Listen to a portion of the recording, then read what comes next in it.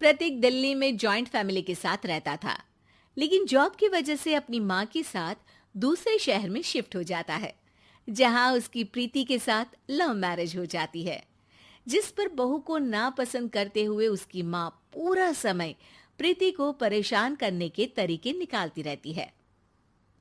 प्रीति, कहाँ हो? सुबह का नाश्ता दोपहर में खिलाओगी क्या?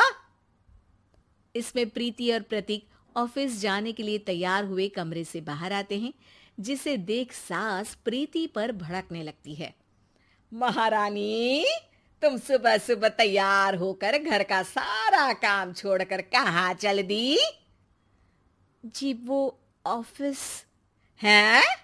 तुम ऑफिस से जाओगी तो घर में जो सफाई, नाश्ता, खाने का काम है वो क्या मैं करूंगी?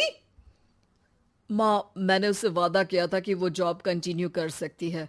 अरे वाह जी वाह, दोनों आपस में सलाह कर फैसले ले लिए। मैं क्या यहाँ बेवकूफ बैठी हूँ? मुझसे पूछना किसी ने जरूरी नहीं समझा? मम्मी, आप फिक्र ना करें, मैं आज ही रेजिग्नेशन दे दूंगी। प्रीति ऑफिस के लिए चली जाती है और अगले दिन से जॉब छोड़ घर के कामों में लग जाती है, लेकिन साथ ही उदास भी रहने लगती है, जिसे देख प्रतीक को अच्छा नहीं लगता। मुझे पता है तुम्हें अपनी जॉब कितनी पसंद थी।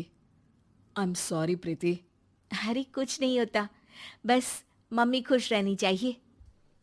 अब प्रीति अपनी सास को खुश करने और उनका दिल जीतने की जी तोड़ कोशिश करती रहती है, पर सास कभी उससे सीधे मुंह बात तक नहीं करती। इसी तरह दिन बीतने लगते हैं। एक शाम प्रतीक ऑफिस से परेशान घर वापस आता है। माँ, चाची का फोन आया था। दादी की तबीयत बहुत खराब है, हमें दिल्ली जाना होगा। पति की बात सुन प्रीति तो पैकिंग शुरू भी कर देती है, पर माँ वहीं बूत बनी खड़ी रह जाती है। लगता है मम्मी अपनी सास से बहुत प्यार करती हैं, तभी उनके बीमार होने की खबर सुन शॉक में आ गई।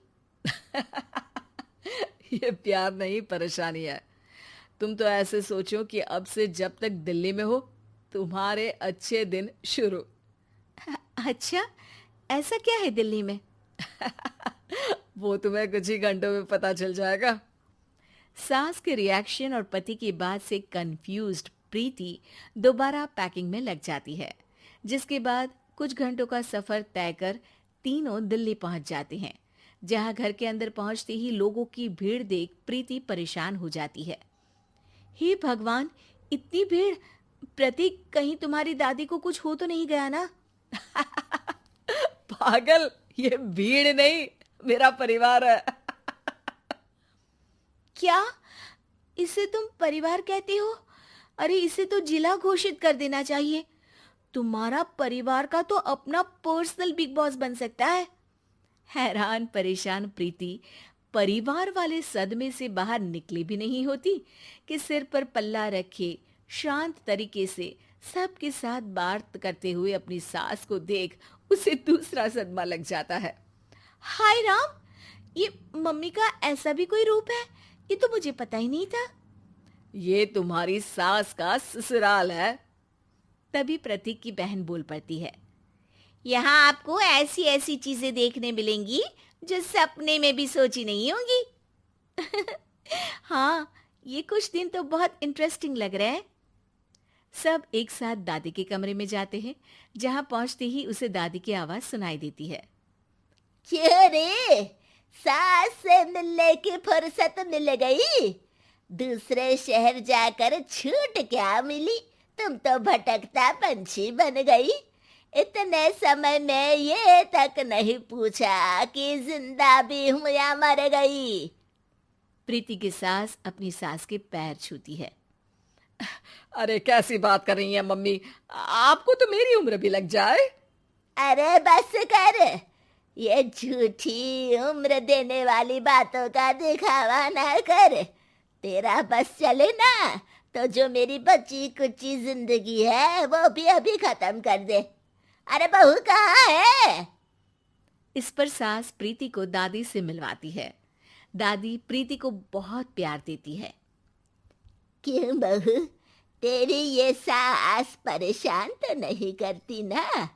अगर करती है तो अभी बता दे, मैं इसकी क्लास लगा दूंगी।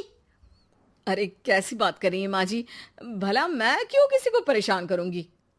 प्रीति अपनी सास का ये रूप एंजॉय कर ही रही होती है कि तभी चाची वहां आकर प्रीति को अपने साथ ले जाती है। सास की क्लास लगते देख जो खुशी मिल रही थी वो तुम्हारे चेहरे से साफ पता चल रही थी, इसीलिए ले आई, क्योंकि अगर उन्हें पता चल जाता तो तुम्हारी खैर नहीं थी। थैंक यू चाची जी। चाची और प्रीति घर में झूले पर बैठी बात कर ही रही होती है कि उसकी सास भी वहां आ जाती है। मतलब यहाँ सारा काम मैं करूं और तुम बैठी हंसी ठिठोली करो? अरे चलो जाओ खाना बनाओ। सास प्रीति को डांटकर काम करने भेज देती है, जिसे दादी देख लेती है और एक बार फिर सासू माँ की क्लास लग जाती है, जिसे पूरा परिवार मजे से खड़ा होकर देखने लगता है। क्यों रे, मैंने तुझे काम बोला और तू उस बच्ची को परेशान कर रही है? सास की कोई इज्जत रह गई है इस घर में या नहीं? यहाँ खुद की सास होते हुए भी ज्यादा बड़ी बन रही है। अब नहीं मम्मी जी, मैं तो बस थोड़ी मदद के लिए बोल रही थी। सास रसोई में जाकर काम करने लगती है और दादी प्रीति को लेकर वहां से चली जाती हैं।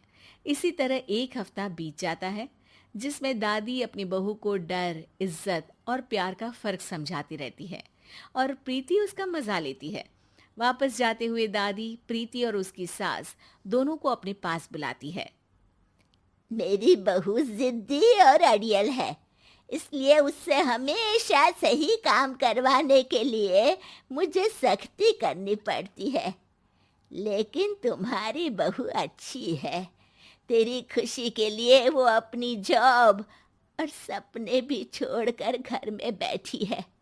अपनी बहू के साथ प्यार से रहो। और प्रीति, अगर अभी भी तुम्हारी सास परेशान करे ना, तो फिर तुम्हें पता चल ही गया है कि शिकायत कहाँ करनी है। जी, अपनी सास की ससुराल में उनकी सासू माँ के पास।